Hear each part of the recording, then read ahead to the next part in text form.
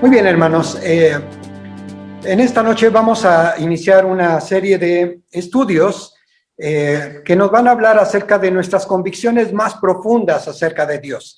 Quiere decir que nosotros vamos a estudiar a través de la palabra del Señor cómo es nuestro Dios, quién es nuestro Dios, lo que nuestro Padre ha hecho en favor de nosotros, cuáles son sus pensamientos acerca de esta vida, de la vida eterna, cuál es el plan que tiene para la humanidad, hacia dónde va el Señor y cómo nosotros podemos unirnos a ese proyecto que el Señor tiene para nuestras vidas.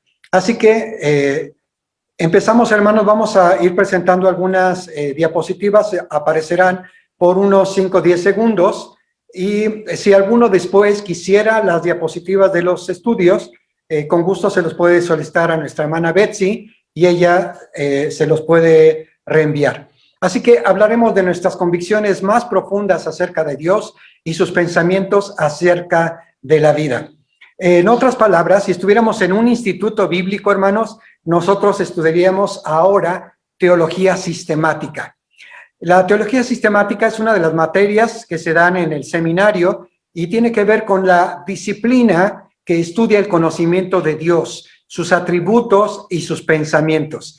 Así que durante esta serie de estudios estaremos hablando de cosas muy específicas, pero en general son doctrinas de la Iglesia basadas en la palabra del Señor.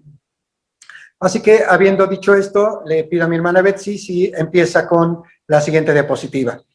Nosotros, hermanos, tenemos que hacernos algunas preguntas que nos van a ayudar a reflexionar mientras estudiamos la palabra del Señor. Algunas de estas preguntas que nosotros haremos y que probablemente ustedes tendrán otras muchas más en las cuales reflexionaremos, daremos respuesta a través de estos estudios. Estas son solamente algunas. ¿Quién es nuestro Dios? ¿Por qué la gente y yo necesitamos conocer a Dios? ¿Qué impacto tiene en mi vida la presencia o la ausencia de Dios? ¿Cómo es Dios? ¿Cuáles son los atributos que lo definen? ¿Puedo con mi vida agradarle? ¿Puede enojarse conmigo Dios?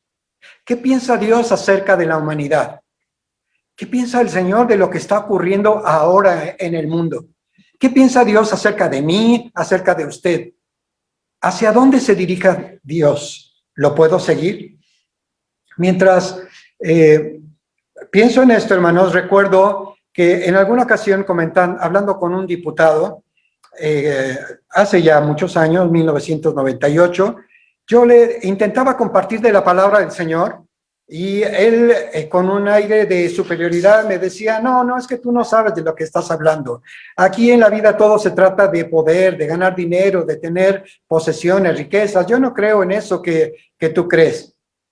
Y recuerdo que en esa conversación, que fue una conversación larga, mostrando argumentos racionales con nuestra mente, pero también con la palabra, hablando de la necesidad de conocer al Señor y del destino final de todas las personas, yo le dije estas palabras: mira, si tú estás en la razón, probablemente, si tú estás en la razón y Dios no existe, probablemente tú puedas decir, yo viví la vida como quise.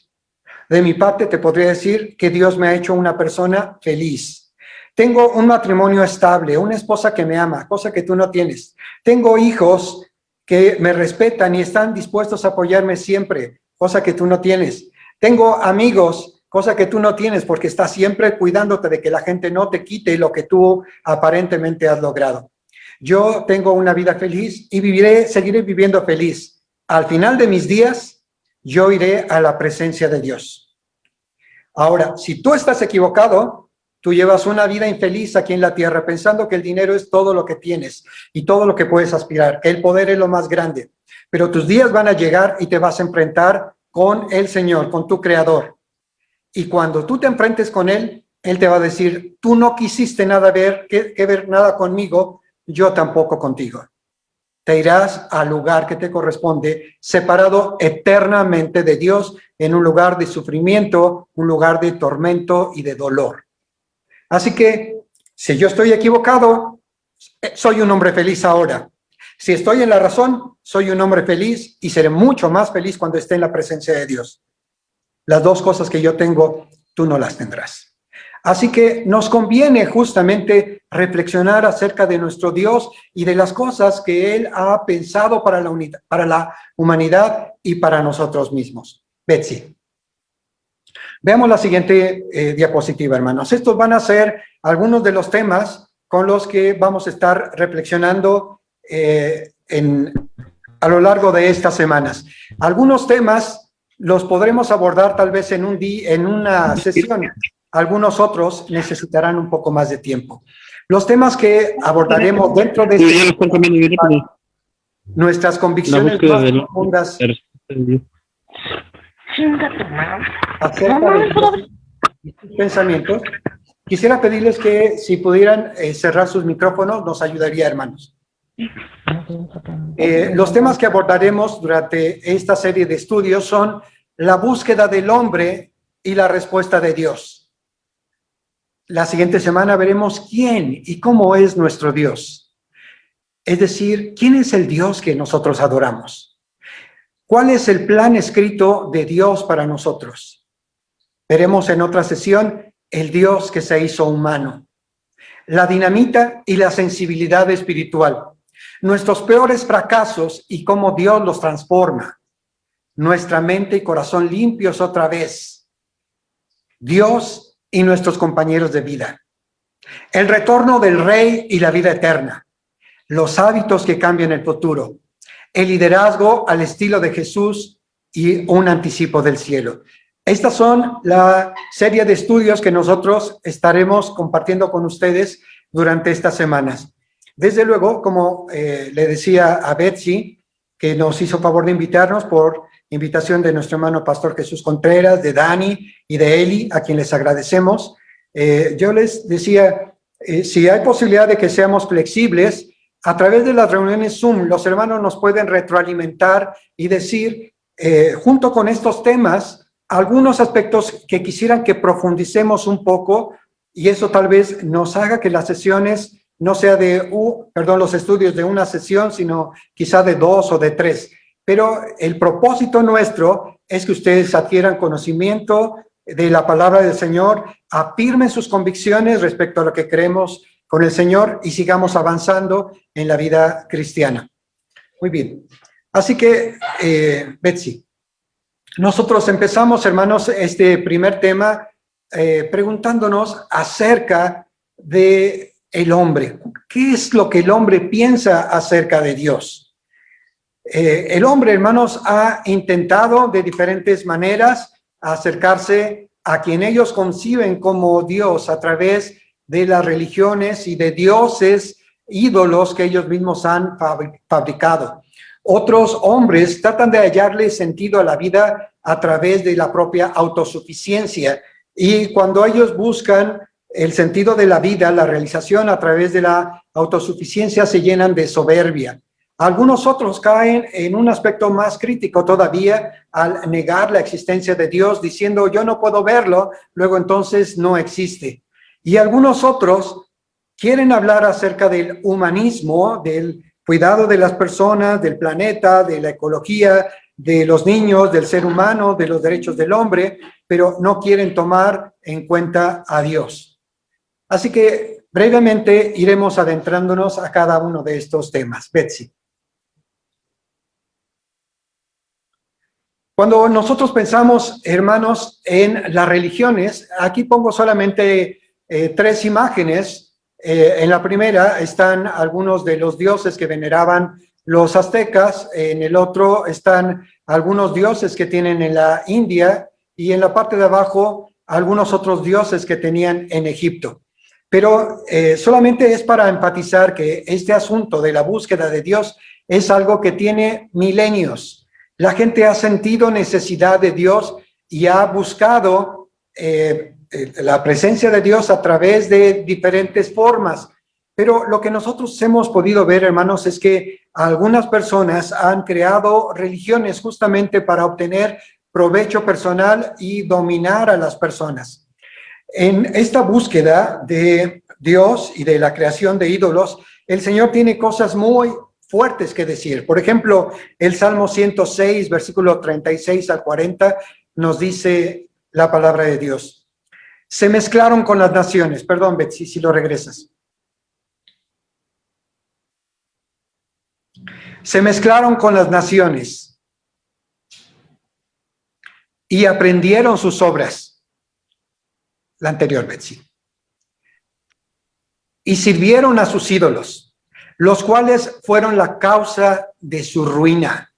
Sacrificaron sus hijos y sus hijas a los demonios y derramaron la sangre inocente, la sangre de sus hijos y de sus hijas que ofrecieron en sacrificio a los ídolos. Y la tierra fue contaminada con su sangre. Se encendió, por tanto, el furor de Jehová contra su pueblo.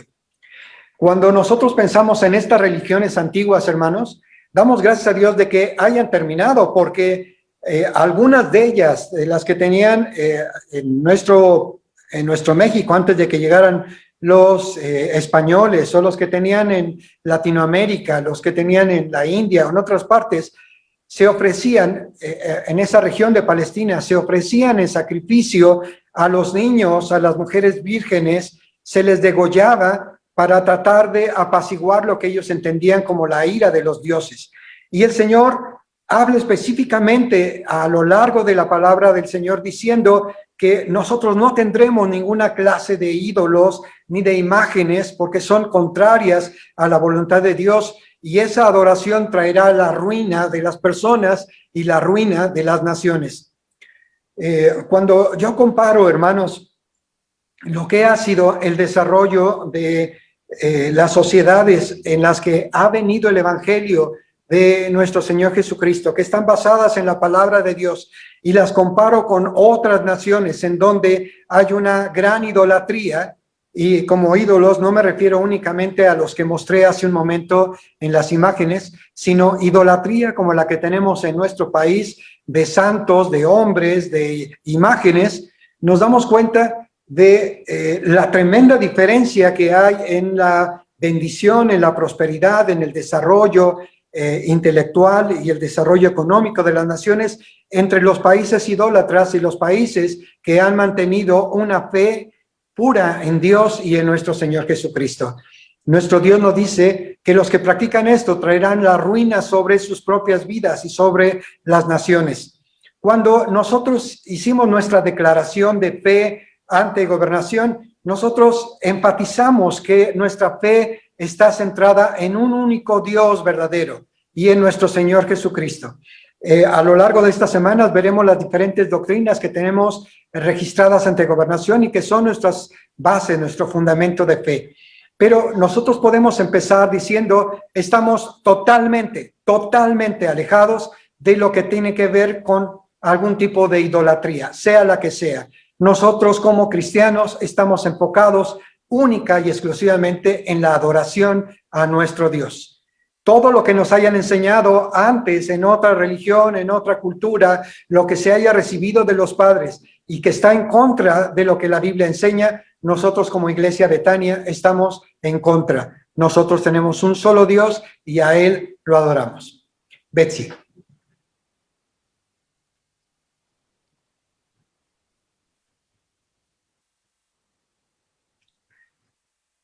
El hombre, hermanos, en su soberbia, ha intentado olvidarse de Dios, no tener en cuenta a Dios.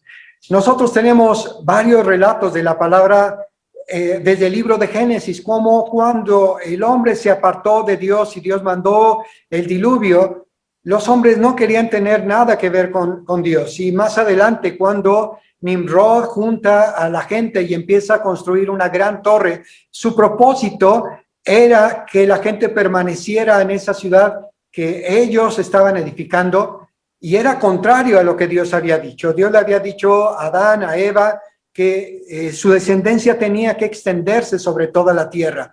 Y este hombre intentó menospreciar ese consejo, ese mandamiento de Dios, estableciendo una ciudad donde él pudiera levantarse como el rey soberano y que todo mundo tuviera adoración hacia él, como en otro tiempo otros reyes de la tierra, como Nabucodonosor, exigían para ellos la adoración la adoración de dioses.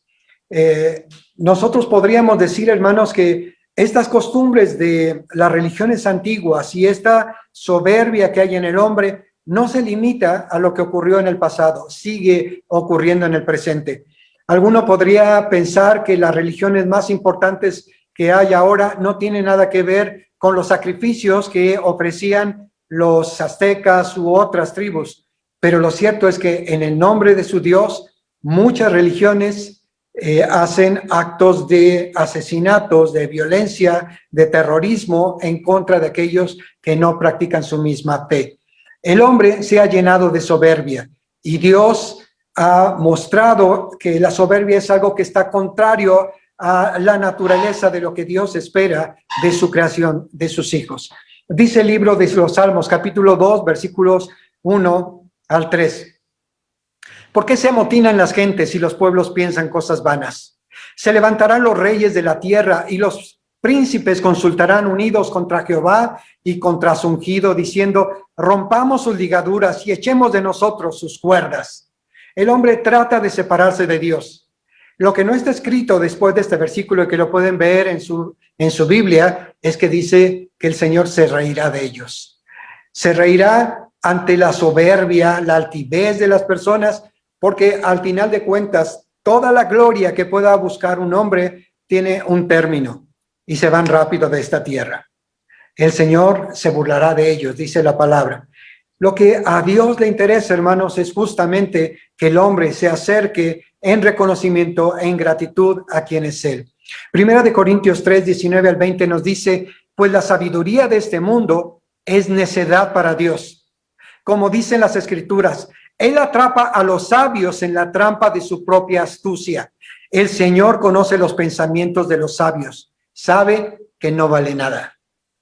Todo lo que nosotros tenemos como humanidad, hermanos, ha sido permitido por la bondad de Dios. Todo el desarrollo de la ciencia, de la tecnología, de la humanidad, hermanos, ha venido por una permisión de parte de Dios. Me encanta el versículo que dice que el conocimiento y la ciencia provienen de la boca de nuestro Señor. Él es quien hace sabio al simple. Él es quien puede convertir los pensamientos para hacernos personas que estemos cercanas a Él. Betsy.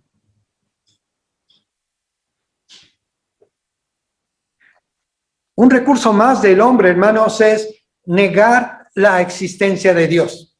Nos dice Romanos capítulo 1, versículo 20 al 22.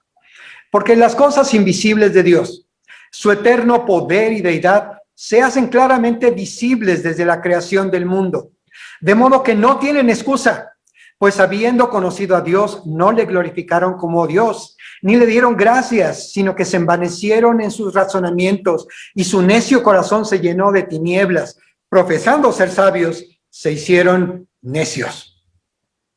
Hace unos minutos, mientras cantábamos, hermanos, el canto del Dios que adoramos, no sé si ustedes vieron la imagen que estaba detrás de la letra del canto, pero era una imagen impresionante, porque uno podía ver el tamaño de las montañas como una cosa diminuta comparado con el resplandor de las estrellas que estaba proyectada en esa imagen. Nosotros, hermanos, nos damos cuenta de la majestad de Dios, de la majestuosidad de nuestro Padre a través de la creación.